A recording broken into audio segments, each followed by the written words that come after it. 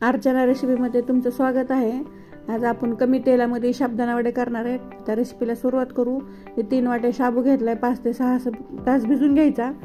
भिजत घालताना थोडंसं पाणी ठेवायचं शाबूवरती, म्हणजे जसं चांगला मऊ भिजतंय। हे 3 बटाटे उकडून घेतले, तर उकडून खिसून घ्यायचे आणि एक हिरवी मिरची तुकडे हे पूर्ण आपण त्यामध्ये टाकू।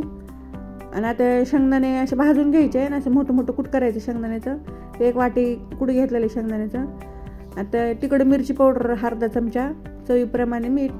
तुम्ही जर खाता असलं तर त्यामध्ये अद्रक कोथिंबीर पण टाकते, तर पण मी टाकत नाही।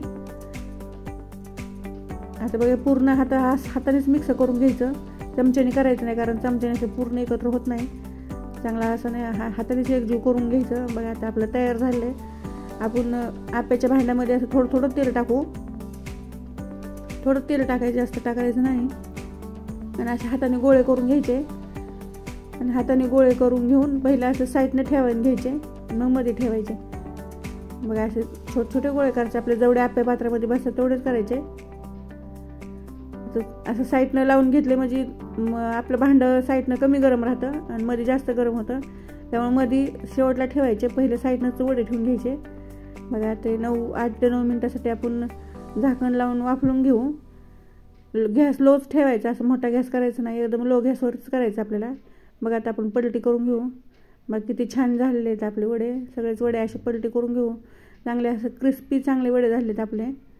बघा कमी तेलामध्ये मस्त आपले असे छान वडे होते, तर खायला तर खूप टेस्टी लागतात। आता पलटी करून अजून 8 ते 9 मिनिटासाठी वाफलून घेऊ। मग आता आपले वडे तयार आहेत। आता हे वडे आपण काढून घेऊ।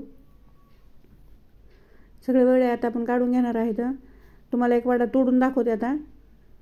बघा आपले वडे तयार आहेत। बघा आतून मऊ झालेला आहे आणि वरून असं क्रिस्पी वडा झाले। बघा किती मस्त छान वडे झाले आहेत। तुम्ही नक्की करून बघा।